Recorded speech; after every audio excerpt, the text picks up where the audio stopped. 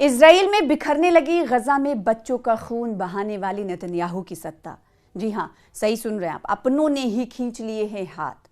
पूरी जानकारी इस वीडियो के जरिए आपको देंगे। इजराइल में प्रधानमंत्री बेंजामिन नेतन्याहू की सरकार पर राजनीतिक संकट गहराता जा रहा है। आखिर किस लिए, क्या हो रहा है इस वक्त इजराइल में और आर्थिक संकट गहराया क्यों है, ये समझते हैं इस वीडियो के जरिए। अल्ट्रा ऑर्थोडॉक्स सहयोगी दलों की नाराजगी और समर्थन वापसी के बाद गठबंधन कमजोर पड़ गया है। संसद भंग होने और समय से पहले चुनाव की चर्चाएं तेज हो गई। इजराइल की राजनीति में बड़ा भूचाल आता दिख रहा है। प्रधानमंत्री बेंजामिन नेतन्याहू की सरकार ज्यादा दिनों तक टिक नहीं पाएगी। लंबे समय से सत्ता में बने रहने वाले नेतन्याहू अब अपने ही सहयोगियों की नाराजगी और जनता के बढ़ते दबाव के कारण मुश्किलों में घिरते नजर आ रहे हैं। दरअसल नेतन्याहू सरकार अब उन अति रूढ़िवादी यहूदियों को अनिवार्य सैन्य सेवा से दी गई छूट के मुद्दे में उलझ गए हैं। इजराइल में ज्यादातर युवाओं के लिए सैन्य सेवा अनिवार्य है। ये आपको मालूम है कि इजराइल की जो पब्लिक है उसमें ज्यादातर तमाम लोगों को एक न एक समय तक मिलिट्री सेवा देनी होती है, यानी सेना को खिदमत देनी होती है।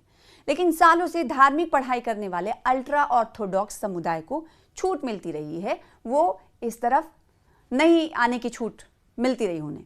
अब गजा, लेबनान, सीरिया और ईरान से जुड़े तनाव के बीच लगातार युद्ध जैसी स्थिति ने आम इजरायली नागरिकों और रिजर्व सैनिकों में नाराजगी बढ़ा दी है।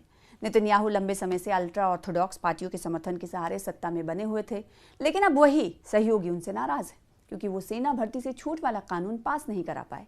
अल्पमत में है नेतन्याहू की सरकार। रिपोर्ट्स कह रहे हैं कि दो प्रमुख धार्मिक पार्टियों ने हाल ही में सरकार से समर्थन वापस ले लिया, जिससे नेतन्याहू की गठबंधन सरकार अल्पमत में खतरे में आ गई। इजराइल की संसद नेसेट जिसे कहा जाता है, उसको भंग करने को लेकर शुरुआती वोटिंग भी हो चुकी है, जिससे समय से पहले चुनाव होने की संभावनाएं बढ़ गई। सियासी एक्सपर्ट्स का मानना है कि अगर जल्द चुनाव होते हैं तो नेतन्याहू के लिए सत्ता में वापसी आसान नहीं होगी। एक तरफ अल्ट्रा ऑर्थोडॉक्स समुदाय उन पर दबाव बना रहा है, तो दूसरी तरफ आम जनता बराबरी के सैन्य नियमों की मांग कर रही है। यहाँ पर यह भी समझना बहुत ज़रूरी हो जाता है कि किसी भी मुल्क को अगर आप समझेंगे तो सबसे पहले वहाँ ये समझना होता है कि समाज का ताना बाना किस तरीके का है। जो इजराइल है, इजराइल में कई तरह के समुदाय हैं, जिनमें एक अल्ट्रा ऑर्थोडॉक्स, ऑर्थोडॉक्स और इसी तरीके से कई ग्रुप्स बने हुए हैं, और इनमें जो ग्रुप्स बने हुए हैं उनको कई तरह की छूट दी गई है, और जो उमूमन आम तौर पर कई और ग्रुप्स हैं जिन्हें उन जो मैंडेटरी चीज़ है उसे फॉलो करना होता है, जिसमें अल्ट्रा ऑर्थोडॉक्स को वो मैंडेटरी छूट से छूट मिलती नज़र आती है, जो हर दूसरे ग्रुप्स को छूट नहीं होती है। यानी कि अगर इजराइल कानून एक पास करता है, इजराइल में कानून पास किया गया है कि जितने भी फीसद नागरिक रहेंगे, शहरी रहेंगे, वो उनका एक हिस्सा अलग अलग ग्रुपों का, अलग अलग फिरकों का, ये आप कह सकते हैं, उनके कुछ हिस्से, उन % लोग फौज में अपनी खिदमत देंगे कुछ ना कुछ अरसे तक। इसमें एक अल्ट्रा ऑर्थोडॉक्स तबका या फिरका होता है जिन्हें इससे छूट होती है, यानी वो अब जंग में खिदमत अपनी नहीं देते हैं।